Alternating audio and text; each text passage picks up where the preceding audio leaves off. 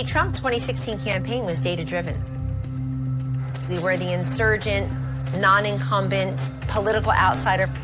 We basically did what the Obama folks did in 2012, but at a whole next level. Really did it on steroids. The Trump campaign has built an elaborate system to monitor supporters via Facebook, Twitter, and Instagram. In those last months in the summer and fall of 2016, the Trump campaign had run nearly 6 million ads on Facebook. The Hillary Clinton campaign ran 66,000 ads. And so we were outspending them and outflanking them really on Facebook as a platform. Wolf, the scene here is so different than it was a few hours ago when people were happy and relaxed. I have been looking around the room at people who are stone-faced. Some of them have been crying. Donald Trump will be the 45th president of the United States. So if they had only paid attention to what we were doing, they would have seen that we were winning this election under their noses. I, Donald John Trump, do solemnly swear. On the day that he was inaugurated, the Washington Post had an article on impeaching him. So I think that there was a collective national establishment belief that defeating him was a cause worthy of anything. So you just had this institutional sense that everybody in the old order was going to come after Trump. And I kept telling him that that's what happened with Andrew Jackson, and that's what he ought to expect. If you try to change a system that big, the system fights back. One of the things we know about big tech in this country is that they have a political leaning. There was so much blowback from what they perceived to be their prime constituencies after Trump won 2016. And when he was elected, they had an absolute legitimate meltdown.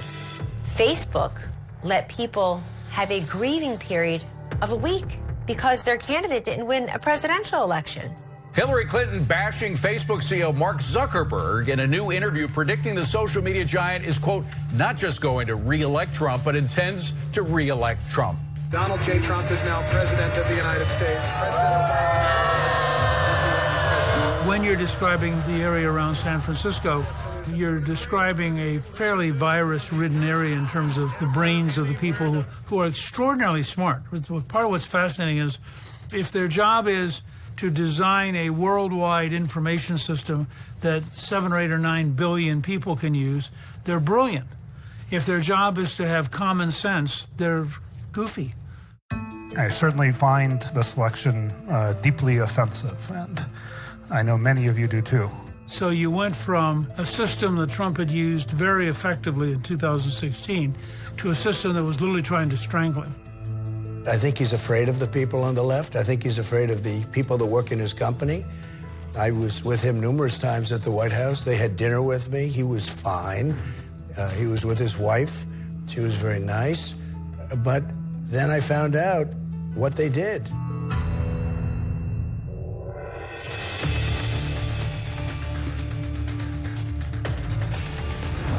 The Chan Zuckerberg Initiative is actually a limited liability corporation. Right. Okay, there are subsets of it that are 501c3s and 4s so that they can do grant making and advocacy.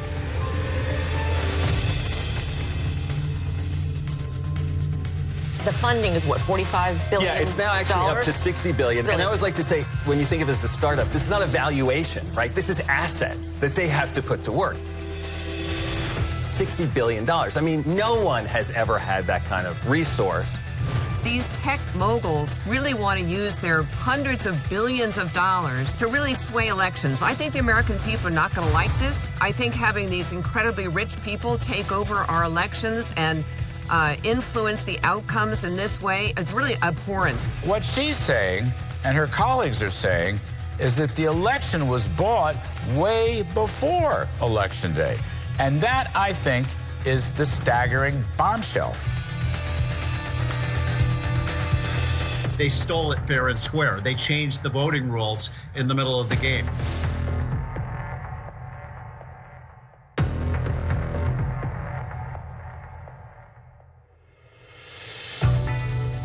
The 2020 election left more questions than answers. Over 10 million more Americans voted for President Trump in 2020 than in 2016. Yet the president lost. I'm David Bossie. Today, an overwhelming number of Americans say democracy is under attack. Together, we're going to examine Facebook billionaire Mark Zuckerberg's role in the election. We'll look at the nearly $400 million Zuckerberg spent nationally in voter operation efforts, particularly in the battleground states of Arizona, Georgia, and Wisconsin. Only 42,000 votes in those three states is the reason Joe Biden is president. We'll follow the money and uncover the startling facts behind election 2020 in order to answer the question once and for all, what happened? And ensure it never happens again.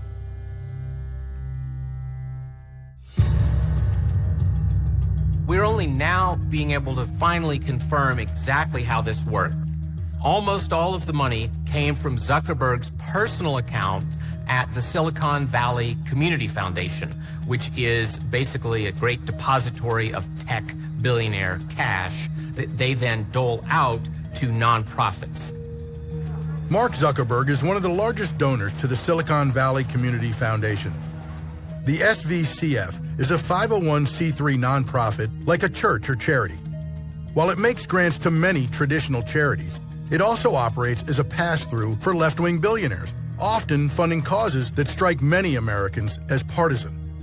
In 2019 alone, millions of dollars flowed through the SVCF to groups supporting mass immigration, Democrat voter turnout operations, radical environmental policies, and both the Clinton and Obama foundations. Well, the money flowed very close to Election Day, and it wasn't until after the election that people really realized the magnitude of what had been spent. Facebook CEO Mark Zuckerberg and his wife say they are donating to voter integrity projects, the money going to nonprofit groups working to support voters ahead of the November election. Mark Zuckerberg and his wife spent $400 million in what amounted to a gigantic Democratic voter turnout effort. And to put that in perspective, $400 million is the most money any individual has ever spent to win a presidential campaign in the history of our country. It is massive, it was focused, it was targeted, and unfortunately, it was ruthlessly effective. To put Zuckerberg's $400 million investment into the proper context, consider this. Expenditures by the Democrat National Committee for the entire two-year 2020 election cycle totaled $461 million. One group, the Center for Tech and Civic Life, helps hire and train poll workers. The other provides voters with accurate information about registration, vote by mail, early voting, voting locations, and hours. On the leadership team of the Chan Zuckerberg Initiative is Barack Obama's campaign manager, David Plouffe, author of the book, A Citizen's Guide to Beating Donald Trump. Plouffe is prominently listed as the strategist in residence. The Chan Zuckerberg Initiative is also connected to Democrat partisans such as Joel Benison, chief strategist for Hillary Clinton's presidential campaign. You know, it's a little bit amazing to have an organization staffed by rabidly partisan Democrats, and not just partisan Democrats, operatives. The campaign manager for Barack Obama, the chief strategist for Hillary Clinton. You think they know how to spend money? You think they know how to target the money for Democratic turnout? You bet they do. The two nonprofits that got $400 million from Zuckerberg were the Center for Election Innovation and Research, which got around $60 million, and then the bulk of the money went to the Center for Tech and Civic Life. We've been able to work with Google and with Facebook. Tiana Epps Johnson is the founder of the Center for Tech and Civic Life. She is also a fellow with the Obama Foundation and a Democrat campaign training expert. In 2020, her organization received more than $325 million from the Silicon Valley Community Foundation. The information that are being surfaced to people is accurate. Donnie Bridges is the co-founder of CTCL. He is formerly with the New Organizing Institute, a progressive group training digital organizers and campaign operatives for liberal political causes. The other thing to know about that New Organizing Institute is that the Washington Post called it the Democratic Party's Hogwarts of digital wizardry. These groups were filled with battle-hardened activists. But now everyone was supposed to believe they had suddenly become non-partisan in 2020. Even the New York Times admits it is unusual for elections to be subsidized by non-government funding at this level. Most of the cash is coming from nonprofit groups that have liberal ties. And the biggest source of the cash, Mr. Zuckerberg, has drawn fire from across the political spectrum. So you had an entire Democratic Party, their friends in the media, their friends in Silicon Valley, petrified that Joe Biden, hanging out in his basement, was going to be outspent, outfoxed. Former Wisconsin Supreme Court Justice Michael Gableman was appointed special counsel and has been investigating CTCL. Gableman says CTCL staff were nothing more than agents carrying out Zuckerberg's plans. One of the reasons that I feel free to use Center for Tech and Civic Life, CTCL, synonymously with Zuckerberg agents or employees is for the very reason that in years past, CTCL's operating budget was a little less than $1 million. But with the infusion of the Zuckerberg cash, it went up to somewhere like $300 million. So that's quite an influence. As the money flowed, CTCL needed a reason for spending such vast sums of money. Tax filings state the large grants were to be used for safe administration of public elections during the COVID-19 pandemic and to provide general support. The premise was that we need to assist all these beleaguered local governments and election districts with the problem of dealing with a pandemic election. We need to provide PPE and we need to have resources so people can be socially distanced and so we can have more time for people to vote by extending early vote hours and by allowing them to vote by mail.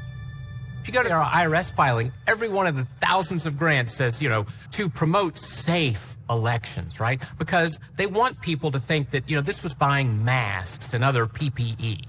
But everybody who studied the actual money flows, including NPR, left-wing news outfit, they find that tiny little percentages of this ever went to masks or plexiglass. CTCL claimed that the money went to conduct safe elections during the pandemic, but actually only a very small portion of the money reportedly went to PPE. Do you believe that they used the COVID emergency as an excuse to pull this partisan voter turnout operation? Am I allowed to give you a one-word answer? Yes. Without question, yes. So they used COVID as the disguise, right? They came in with all the good intentions. They used to say the road to hell is paved with good intentions. And this is all about the great intention of, hey, we're going to make it more secure, we're going to make it more safe. We want to make sure that people feel comfortable coming to the poll. But that's not what they ended up doing. In 2005, the Carter-Baker Commission thoroughly examined flaws in America's election system. Unfortunately, those findings were ignored in 2020. Carter-Baker Commission also concluded that one of the most serious sources of voter fraud are mail-in ballots, absentee ballots, that if you want to prevent voter fraud, you want to carefully limit when mail-in and absentee ballots are allowed. What did Zuckbucks do? It came in and pressured these governmental entities to do mail-in ballots, or even worse, these drop boxes, which was a new innovation for COVID, that is a rampant invitation to fraud. COVID provided the perfect cover for Zuckerberg's money to go to work, increasing mail-in voting and drop boxes in key Democrat strongholds and in critical battleground states. It was now a matter of distributing the money. These guys have never let a crisis go to waste. It wasn't just mail-in balloting, it was just assault on common sense practices like photo ID. When Louisiana Attorney General Jeff Landry learned his state was receiving private money to help run elections, he immediately launched an investigation. What we found in the first week of our investigation was that there were parishes in Louisiana that seemed to have been targeted, right?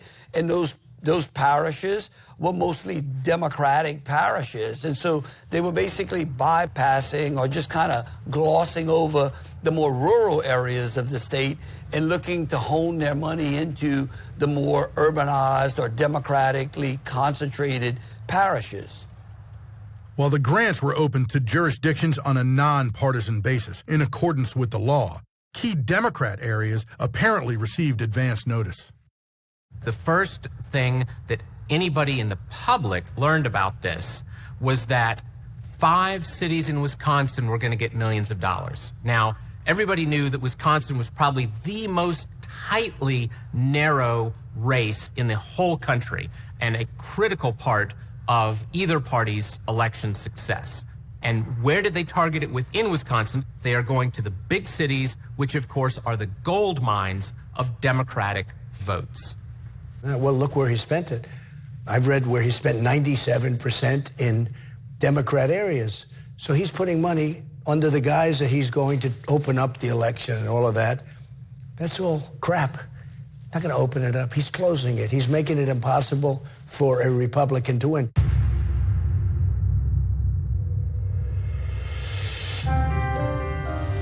When Mr. Zuckerberg's agents and employees came to our state, they targeted the 5 most populous Democratic cities in the state. There's no question that Mark Zuckerberg was making an investment. The question is, in what? And if your investment is truly in COVID safety, why not go to all the cities or all the most highly populated cities in our state? Why just pick the top 5 Democratic cities? And then when they received criticism about that, then they sprinkled relatively minor amounts of money. The 5 communities were actually given money to apply for the grant. Racine was given $100,000 to coordinate with the other 4 communities. They were given at least $10,000 each to apply for a grant. $8.8 million went to the mayor's offices of each of our 5 largest Democratic cities in the state. Unlike many other states, we do not have a centralized Secretary of State who's charged with administering elections. The legislature has assigned responsibility in Wisconsin for the administration of state elections to the 1,852 municipal clerks across the state. So you had a huge infusion of private money coming from declared partisans whose declared purpose was to defeat Donald Trump and elect Joe Biden. There was no medical staff on CTCL. CTCL did not have anybody that was a virologist or giving additional medical information. The emails going back and forth are about buying equipment, buying more mail sorters. Somewhere along the line, the evidence is showing that there may very well have been a bait and switch, that the bait was to keep citizens safe from COVID, but then it switched. It may very well have switched to a partisan get-out-the-vote effort on behalf of Joe Biden for the purpose of defeating Donald Trump. They're sending the money to big urban centers. They're dramatically increasing the ballot boxes that are there, and they're conditioning the money on those polling locations, those government entities, throwing open the floodgates to potential voter fraud. This was the greatest billionaire assault on election integrity we've ever seen. The Zuckerbucks folks were paying government with grants, with conditions that they go do get out the vote activities in the Democrat areas. In the Republican areas, they just gave them the money and they said, hey, we're helping them conduct the election. You didn't see the sort of strings attached that you saw in the more Democrat areas. Elections officers were told how to spend the money based on CTCL's contracts. As part of the contract that the Zuckerberg agents signed, if the 5 cities at any time did not do precisely what the Zuckerberg employees told the cities to do, they reserved the right to take the money back. So I think a lot of the clerks and staff felt beholden that if they didn't do what they asked, that they would have to return the money. The strings attached included massive mail-in voter operations in Democrat strongholds.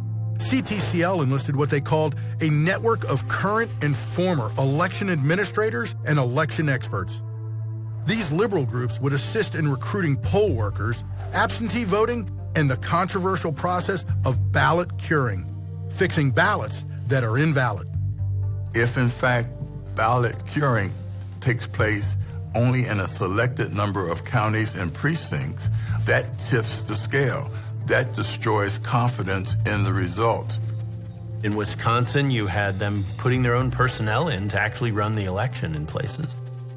What we do know is Michael Spitzer Rubenstein on Election Day was in the counting room in the Kai Center in Green Bay.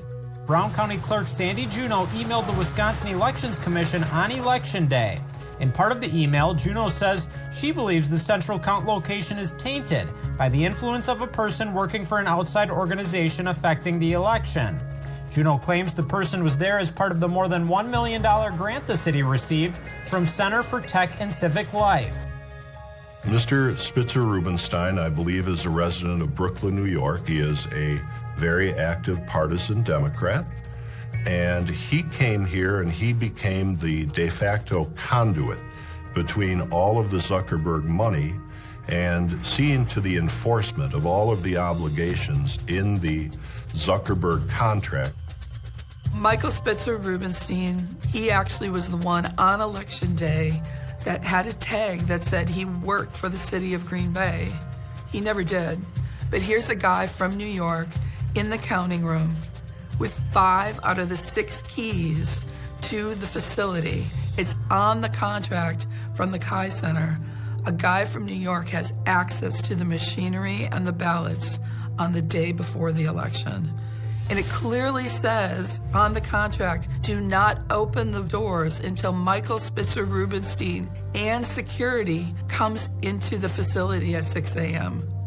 And so far, Mr. Spitzer Rubenstein has rejected my invitation to come and talk about his role in our state's elections.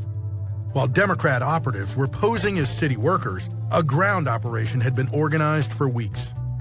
On a locality-by-locality basis, government was not a neutral player. Under the banner of nonpartisan funding, it engaged in political activities, specifically get-out-the-vote activities in Democrat areas. The operation was crucial for Biden in the battleground state of Wisconsin. In May of 2020, Chan Zuckerberg Initiative strategist David Plouffe explained the numbers and spelled out exactly what needed to be done. Wisconsin, Trump won it with about 1,405,000 votes in 2016. You know, my sense, and talking to people who really understand that state and the data, he's probably going to get 1,600,000 votes. It's a lot of votes. So Joe Biden's going to have to get 1.625, 1.650. So that's what we have to keep in mind is what matters here is votes, not polls. And Donald Trump is going to get his vote out. David Plouffe's numbers came true. Let's put it up here. I think NBC News is now projecting Joe Biden is the apparent winner in the state of Wisconsin, 10 electoral votes. That was an important prize in the Democrats' blue wall. As Plouffe predicted, Trump received just over 1.6 million votes. But thanks to help from Zuckerberg's money in key Democrat areas, Biden hit Plouffe's target with 1.63 million votes. Enough for the win, but questions remain. Where did it go? How much was spent for the stated purpose of COVID safety? How much was spent to get out the vote on behalf of Joe Biden for the purpose of defeating Donald Trump? These are very basic common sense questions. Zuckerberg's money is documented by CTCL's IRS tax filings. There we find grants of $860,000 to Kenosha, $1.2 million to both Green Bay and Madison, $1.7 million to Racine, and $3.4 million to Milwaukee. The sole purpose of the grants, according to CTCL, was simply to support safe administration of public elections during COVID. But Special Counsel Gableman released a report in March of 2022 alleging an election bribery scheme. In the funded jurisdictions of a battleground state, you're going to see Democrat turnout surge much more than it surges in the unfunded part of the states. The funding made a difference. Slowly, the full story of the Zuckerberg-funded plan is emerging. Let's break down all of the grants. There were roughly 2,500 grants awarded by CTCL across the country, totaling some $330 million. Defenders of Zuckerberg say more grants went to Trump's jurisdictions, but don't let them fool you. Just follow the money. Large grants of $400,000 or more totaled $272 million. And 92% of these funds flowed to jurisdictions carried by Joe Biden. Why do you think many Republican areas were awarded smaller amounts of money compared to the millions that went to important urban centers where Biden needed to outperform Hillary Clinton? Because it was a rigged election, that's all. The Republicans applied, the Democrats applied, the Democrats got money, and the Republicans got pennies. If they got that, they didn't even get pennies. They got very little, but they applied. Why wouldn't they? But they got very little. We reached out to CTCL for an interview with Tiana Epps Johnson. Our request went unanswered.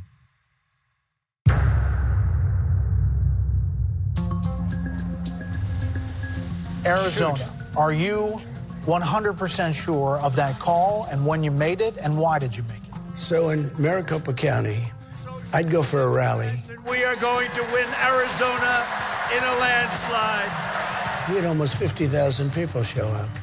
Biden goes there and nobody shows. Couldn't even fill up the 8 circles. Hello, Arizona. It's great to be back. And then all of a sudden, we supposedly lost. Nobody believed that. Nobody believed it. Yes, there are some outstanding votes in Arizona. Most of them are coming from Maricopa, where Biden is currently in a very strong position. And many of them are mail-in votes, where we know from our Fox News voter analysis, Biden has an advantage. We ran a great campaign. And then all of a sudden, these votes started materializing. It was disgraceful. If you look at the unfunded parts of Arizona, guess what? Republicans and Democrats both did better in 2020 than 2016 for presidential vote, but the Republicans actually outpaced the Democrats there. But then look at the situation in the funded parts of Arizona. Guess what? Completely flips. The Democrats far, far outpace Republicans there. It's an enormous difference. It is clear that the flow of Zuckerbucks into the targeted Democrat counties resulted in a dramatic increase, percentage and actual numbers of votes for Biden. In April 2021, after controversy erupted over the motives of Zuckerberg's money, Arizona enacted legislation making it illegal for any election official to accept outside funding. But a conclusive investigation into Arizona's presidential election of 2020 remains. The Attorney General's looking right now. We'll see what happens. New tax filings reveal where $5.1 million of Zuckerberg's money was spent in Arizona. These 4 difference-making counties carried by Joe Biden received nearly 76% of CTCL's grants in the state. Unsurprisingly, the vast majority went to Biden counties, including over $1.8 million to the state's vote-rich Maricopa County. Astonishingly, despite barely campaigning in the state, the Zuckerberg money helped Biden grow his turnout by nearly 700,000 votes in funded counties over Hillary Clinton's 2016 total. I don't think we have to blame China or voting machines. I think we can look straight in the eye of Mark Zuckerberg and all these left-wing groups that infiltrated the offices with $500 million, and that's why Joe Biden won.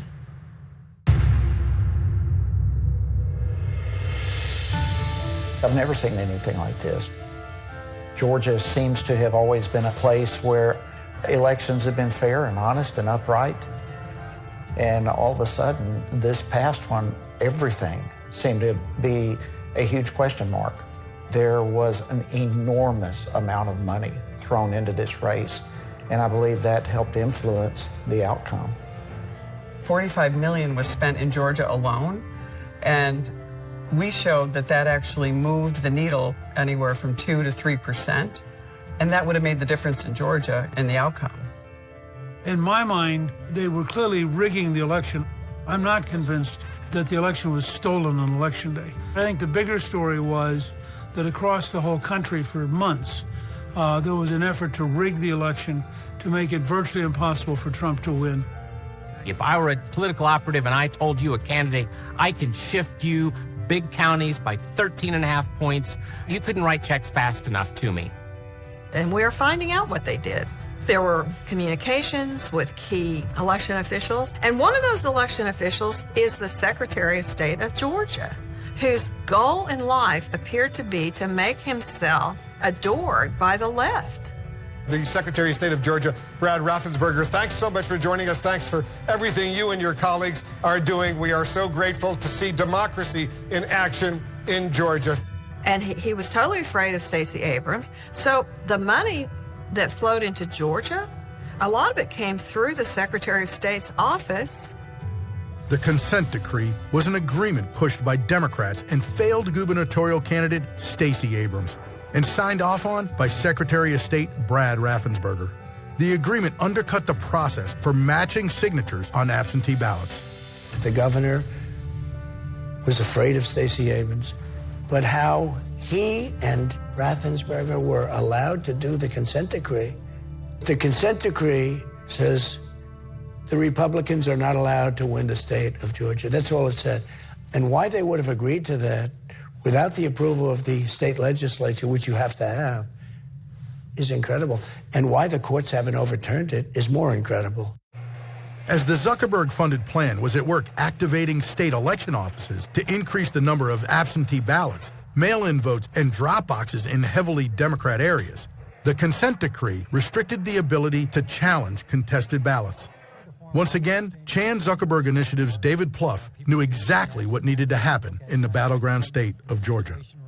Every battleground state has more conservative voters than liberals, so we start there. And Republicans more reliably get their turnout. So those two pieces, as you remember well, puts them closer to the 50-yard line than we are. That's just a fact. Georgia got $50 million of Zuckerberg's money, more than any other state in the country. And 94% of CTCL's funds in Georgia went to jurisdictions Biden carried. Look, in my opinion, it's corrupt. It's not fair. Shouldn't be allowed, probably isn't allowed. We're now finding all of this stuff out. You know, it was hidden, put in reports, but hidden. But now when you see the extent of it, also when you see the extent of the voting, where it's 97% for Biden and 3% for Trump in some cases, but we got millions and millions of votes. And when somebody's allowed to spend $417 million with no recourse, and then you read later on, long after the election's over, that the vast majority of that went to Democrats. I mean, how is that not a violation of the law? Once again, COVID was used as cover to direct targeted funding for get-out-the-vote operations. This is COVID, so we've got to allow this mail-in balloting. We've got to pay these lawyers. We've got to hire these partisans to go door to door and collect ballots. I mean, you look at where we know a lot of the money went. And yes, every appearance is that money absolutely was effective in helping tip the scales in Georgia. The drop-off boxes, the attempt to get absentee ballots to everyone on the voter registration files, even the extent of poll workers and counters of the votes. Biden has done what no other Democratic candidate has been able to do in some 28 years, turn Georgia blue. And in Georgia, one of the most controversial of all, the funded jurisdictions Democrat margin more than 25 times the narrow little statewide margin. Now, I don't think any honest person can look at that and say that Zuck's money didn't make the difference. In fact, the CEO of the Stacey Abrams-founded New Georgia Project said, if there isn't a way for us to repeat what happened in November 2020, we're effed. I was told that if I get one more vote than 63 million, I can't be beaten. I got 75 million votes. I got the most votes ever gotten by far, like by millions, by a sitting president. And we lost. The economy was going good. There was no inflation. Gasoline, record low prices. Gasoline was $1.87 when I left.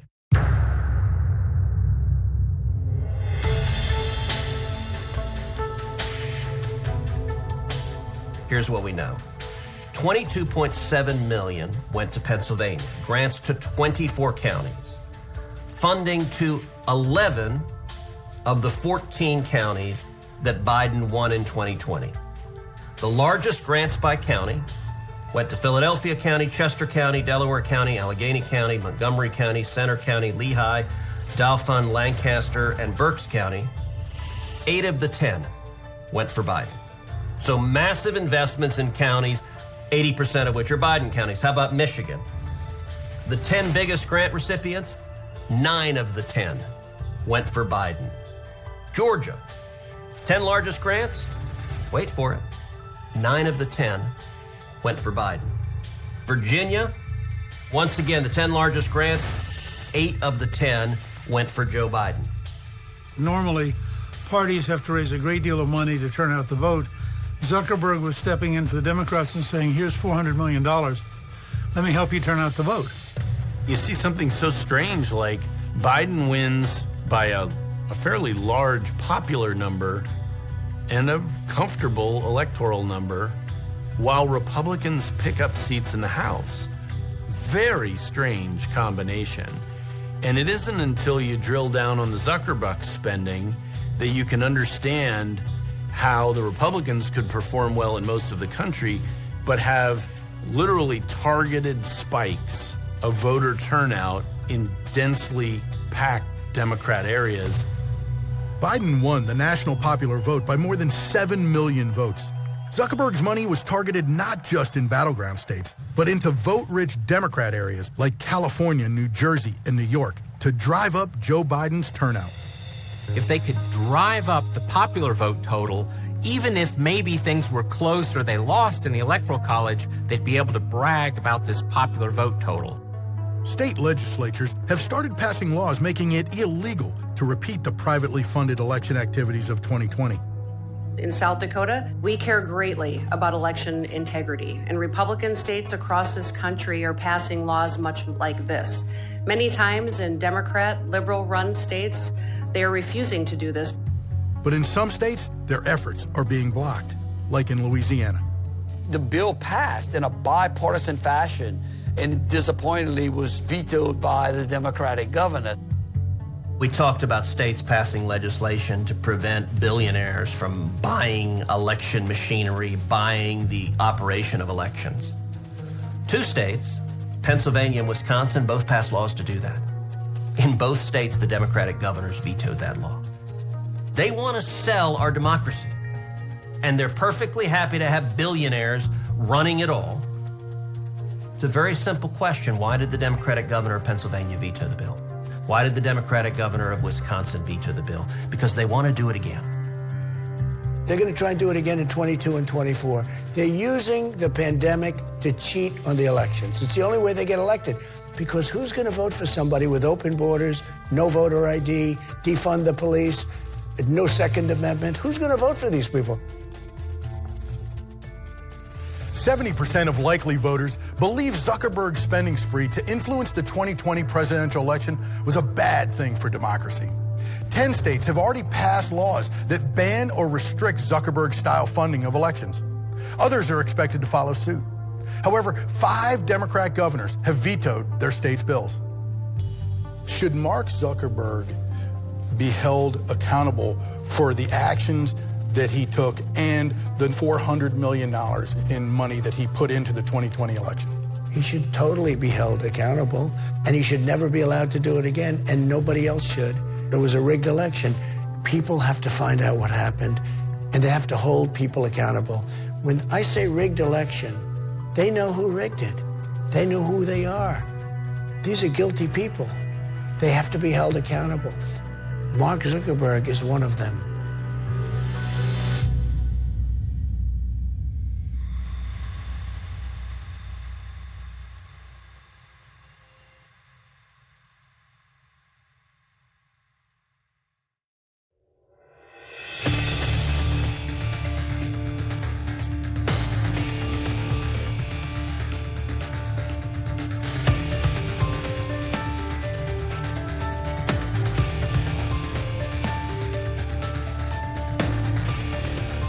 Let's do a full forensic audit of the $417 million given by Mark Zuckerberg, who used to come to the White House and kiss my ass.